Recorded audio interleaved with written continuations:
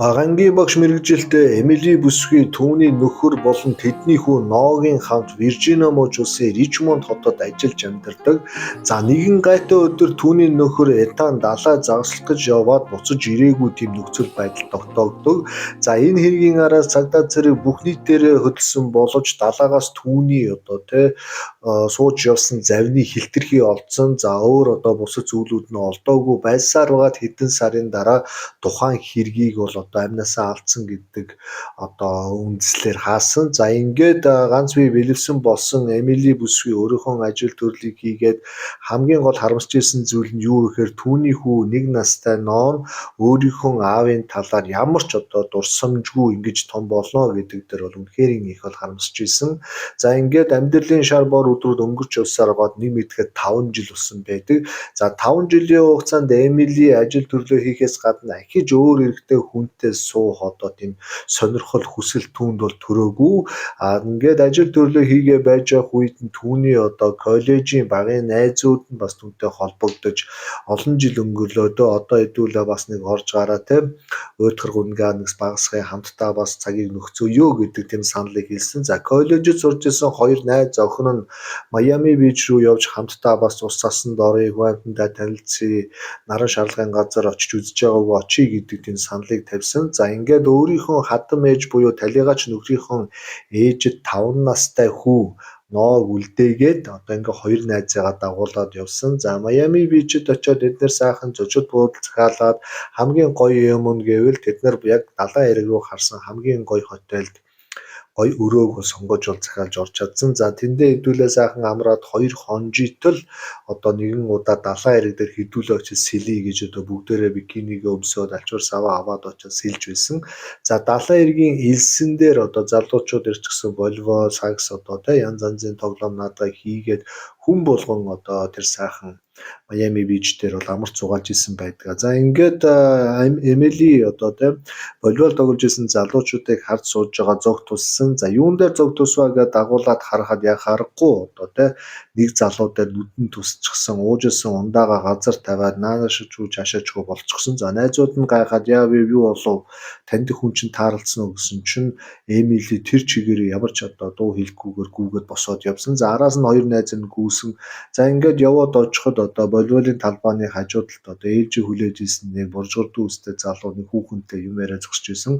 За ингээд араас нь гүйж шууд түүнийг Этан гэдэг нэрээр олдгоодсон. За Этан гэдэг бол түрүүний ярьсан далай загас барих гэж яваад алга болсон түүний нөхрийн нэр.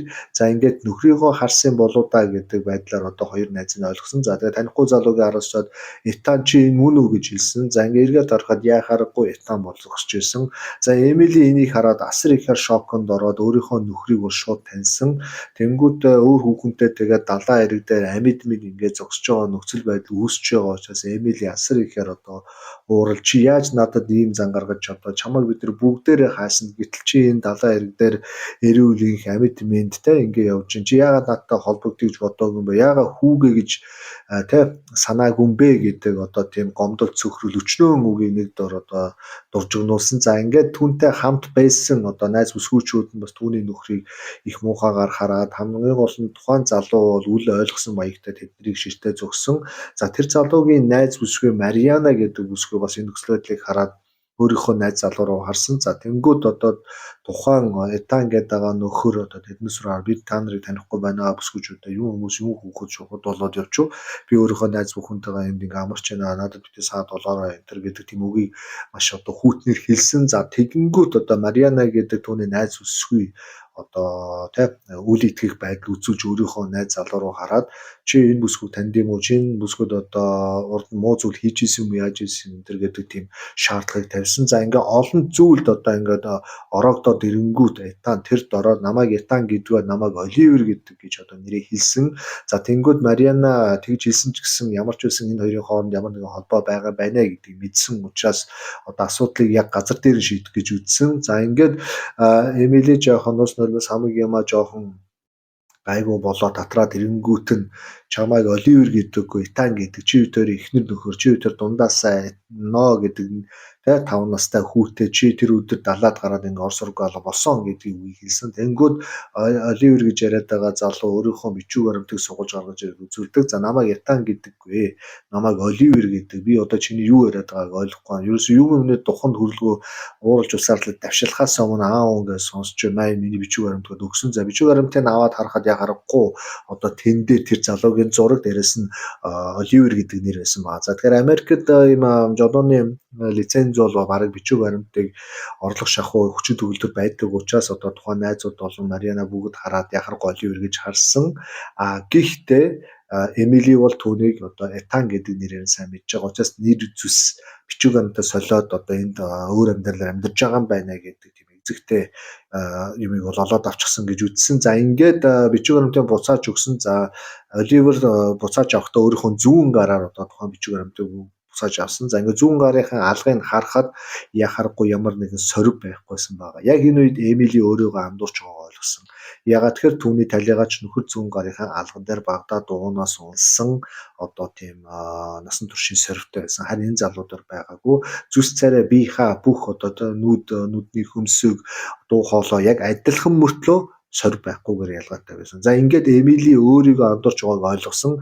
За ингээд андуурснаа хэдүүлээ ингээд сайхан ойлголцоо салаад хоёр тишээ явсан. За энэ буудалд одоо бүгдээрээ зэрэг буусан одоо тийм залуучууд болох нь бол дараагийн хэд хоногт бол тодорхой бас. Яг тэгэхээр Мариана болон Оливер тэгээ Эмили түүний найзууд одоо хоолнд орох өглөөний цай, оройн цайн дээр ингээд үе үе таарад ингээд явж исэн байдаг. За ингээд 4 дахь өдрийн өдөр одоо Мариана, Оливер хоёр өөрсдийнхөө бичиг цаас бүх юмаа цэгцлээд одоо тухайн буудлыг орхиод явж байхад нь Эмили таарлцсан. Тэгээ Эмили таарлцсан боловч яг урдны өдөр үтчгээс ийндээ өнгөрөх гэснээр ягаад ч юм бас нэг дотн мэдрэмж төрөөд исэн учраас түүн дээр яваад очисон. За очингууд одоо тэ болсон бүх зүйл дуржлаараа тэгээд ахиж чам руу орилж харлаж авахгүй тэгээд үнэхээр чи миний одоо тэ талигач насорсон нөхөртэй маш адилхан байна. Тэгээд энэ адилхан байгаа асуудал нь бас надад айгүй их олон асуултуудыг тавьж байгаа учраас чамайг бас боломжтой надтай хамт хоошоогоо Виржиниагийн Ричмонд ороод манай хадам ээжтэй уулзвал манай хадам ээж одоо чамайг хараад асар их баярлах байхаа. Тэгээд бас олон нууцуудыг тайлчж магадгүй чи бид нартай хамт явах боломж байна уу гэдгийг хэлээд өөрийнхөө нөхөртөөгөө ахуулж исэн зургийг хүртэл үзүүлсэн. За тэгээ Оливер тухайн зурган дээр залууг хараад надтай бол адилхан үнэхээр адилхан юм байна. Тэгээ яг энэ саналыг чинь боловсруулж тэгээд нэг ч гэсэн ээжийн хүүтэй адилхан байгаа те хүүгээ санаад ингээд битгэрж байгаа хүн дээр бас очиод туслахад бол буурах юм байхгүй гэдэг үгийг хэлсэн. За түүний найз охин Мариана бас дэмжээ те үеийнгийн бүсгүүчүүд байна. Жаргал зовлон янз янзын юм ойлгож ин тийм учраас одоо ийшээгээ хойшоо ингээд явж болно гэсэн. Гэхдээ Мариана ажилтаа учраас өөрийн одоо Оливерийг явуулахыг болсон. Оливер болохоор та эдтэй маргааш одоо ингээд хамт буцаж болж байна. Өнөөдөр бол би өөрхөн гэрэл рүүгээ явчихна. Тэгээд маргааш та эдийг өглөө өдөр одоо тэ чек аут хийнгүүт чинь би одоо ирээд өөрийнхөө машинтай та нарыг дагаад явъя гэдэг тийм саналыг хэлсэн байдаг. За мэдээж үеийнгийн 3 бүсгүүтэй нэг машин багтаад явбал найз охин Мариана нь ойлгохгүй тийм учраас өөрийнхөө машинд одоо найз охинтойгоо видео кол хийсэн маягтай тэгээ явъя гэж тохиролцсон.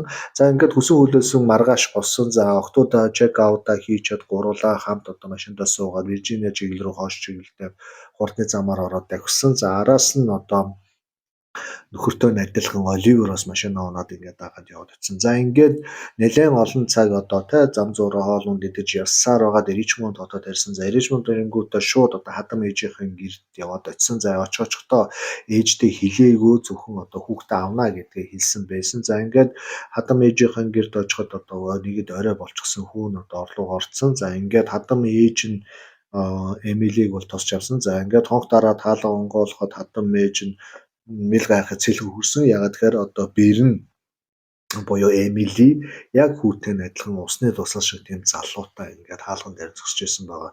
За 5 жилийн хүүгээ алдсан ээж 5 жилийн дараа өөрийнхөө хүүг ингээд зогсож байгаа хам гэдэг бол асар хүн шок. Юус амьсгалж чадахгүй газар суун туссан. За ингээд Эмили Оливер хоёр ээжээг нь өргөөд өрөөнд нь ороод суулгаад тайшруулсан. За энэ бол Эта биш ээ энэ бол Оливер гэдэг одоо залуу байгаамаа гэдэг үгийг олж хэлээд одоо өөр тохиолдсон явдлыг бол маш товчхон хэлсэн. Ер нь тэгээд энэ тэнд ор сургуу алга болсон хүний одоо тэ үлдэгдэлч гэдэг юм ямар нэгэн зүйлийг харахгүй бол ард нь үлдсэн хүмүүсийн одоо зүрх сэтгэлд ягаад ч юм амьд тийм мэдрэмж төрөөд айгүй насаараа зовдөг иймэрхүү нөхцөл байдал байдаг. Тэгээ яг харахгүй хүүгээ амьд мэнд байгаа гэж бодож одоо явдаг хүн учраас яг хүүтэйгээ адилхан залуухаараа шоконд орсон.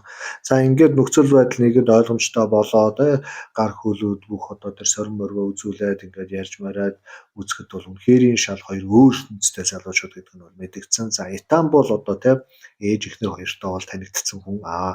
Энэ Оливер гэдэг залуу болохоор одоо шал өөр газар төсмө Майами бижид өссөн одоо ийм залуу тэр залуугийн аялал дээрээс нь одоо тий ертөнцийг үзэх үзэл ярьж байгаа эмх цэгцэн тэр шал өндөр зэрэглэлийн тий одоо өндөр түвшний тийм залуу байгаа нь бол ойлгомжтой болсон. Энэ юу гэсэн үг вэ гэхээр энэ залуу нэлээд боломжтой дээрээс нь бас тий одоо нэр хүндтэй гэр бүлээс гаралтай залуу юм байна гэдгийг зөвхөн ярьж байгаа яриа бие авч явж байгаа байдлаас нь шууд анзаарч гисэн байна.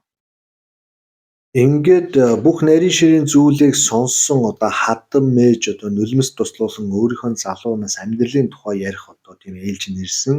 За тэгээ яа харахгүй 19 наснд анхны хайртайгаа учирсан. За тэгээд жирэмсэн болоод одоо эмчийн хяналтанд ороод хоёр ихэр хүүтэй гэдгээ бол мэдсэн. За ингээд амьдралын шаардлагаар аав ээжийн шахалтаар одоо хоёр хүүхдээ өргүүлэх одоо тий асрамжийн газар руу явуулах тийм одоо асуудал тулсан. За тэгээ аав ээжийнхээ үгэнд орлогоо сургууль соёлоо орхиж одоо тэг эзэлж ирээд ирсэн гэдэг утгаараа ээж автаагаа тангар тасарч тухайн үедээ бол энэ охин аяг хэцүү байдалд орсон. За тэгээ хоёр хүүхэд бай тухай нэг хүүхэд тижээх эсвэл өөрийгөө тижээх одоо амьдралын ямар ч боломжгүй байсан учраас одоо хоёр хүүхдээ өргүүлэх гэж байгаа. Яг цагаа тулахад одоо нэгийг нь салгаж нэгийг нь өөртөө авч одоо ингэж өсгөж хүмүүжүүлсэн одоо нарийн нууцаа бол хэлсэн. За энэ нууцаа бол өөрийнхөө хүү талигаач Итанд хүртэл хэлж байгаагүй. Ерөнхийдөө бусад хүн амьтанд ч хэлж байгаагүй зөвхөн нэг л хүүтэй гэж явж исэн.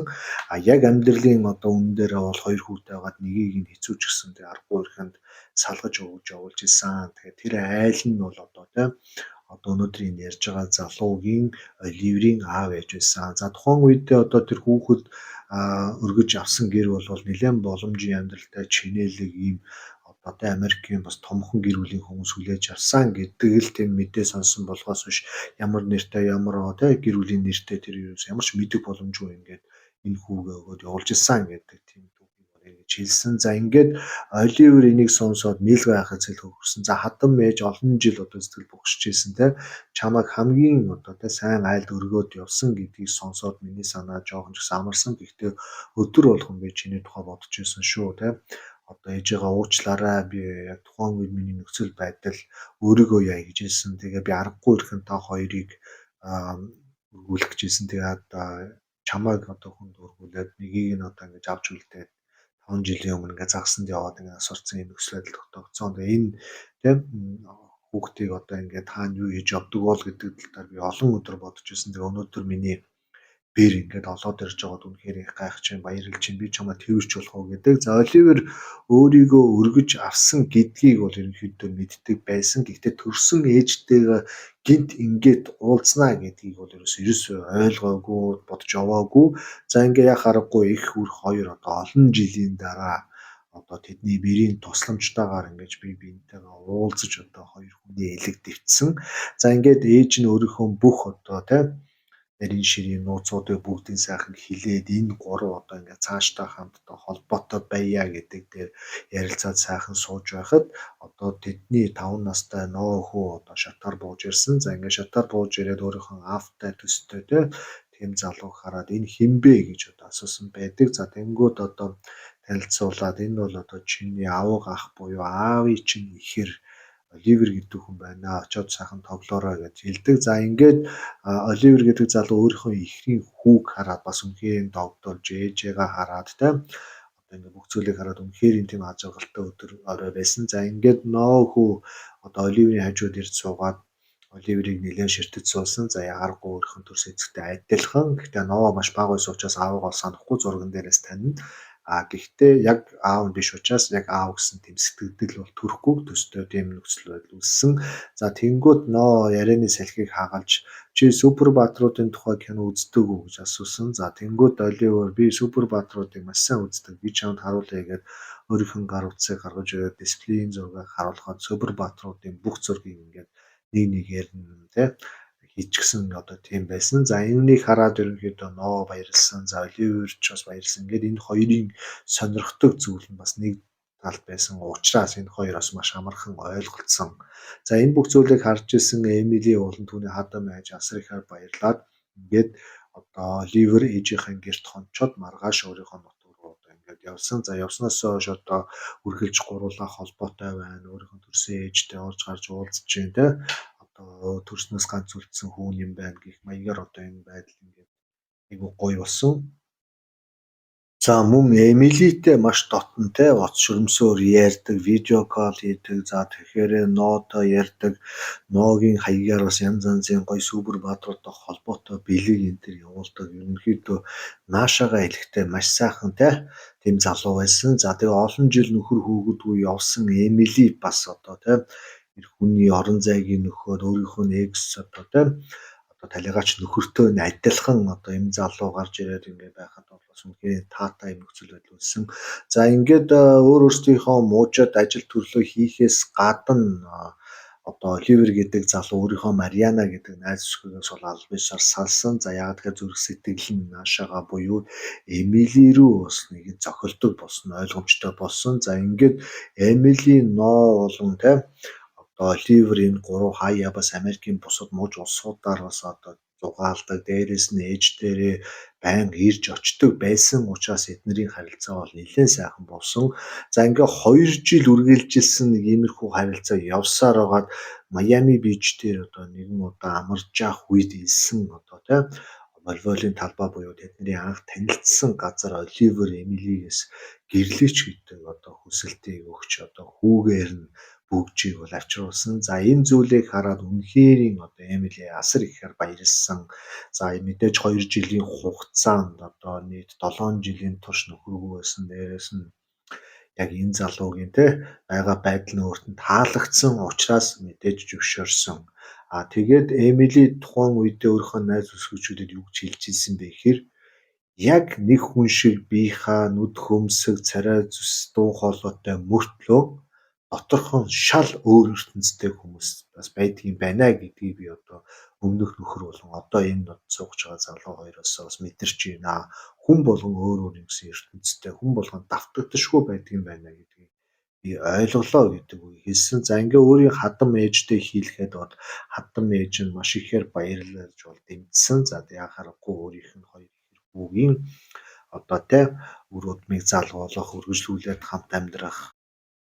Өнгөрсөн 7 жилийн хугацаанд Эмили бүсгүй одоо түүний талигаач хүү Этанд үнэнч байж те илүү дуу хүмүүстэй орж гарч энэ төр явахгүйгээр хатам ээжийнхэн хажууд үргэлж байж түүний хүү одоо Ноог байнгын хатам ээжтэйгээ уулзуулж исэн гих зэрэг шалтгаануудаас одоо тийм дүгнээд үзэхэд энэ Эмили гэдэг бүсгүй бол үнэхээр сайн бүсгүй гэдгийг бол хатам ээж нь ойлгож ирсэн. За ингээд түүний одоо өөр хүнд өрчлүүлсэн хүү Оливертой суухад бол үнэхээр их дэмжсэн байдаг. За ингээд 2 жилийн дараа хурим найраа хийгээд энэ гэр бүл цаашаа сайхан үргэлжлээд явсан. За ингээд өнөөдрийн оруулсан болсон бодит гоё түүхмээ та бүхэн таалагдсан гэж найдаж байна. Тэгээ таалагдсан бол гоё түүхүүд сувгуудынхаа дардаг барьдаг бүх юмн дээр тултал сайхан дараад өгөөрэй. Тун удахгүй одоо иймэрхүү гоё төгсгөлтэй гоё түүхүүд маань ар араасаа цувраад орж ирнэ.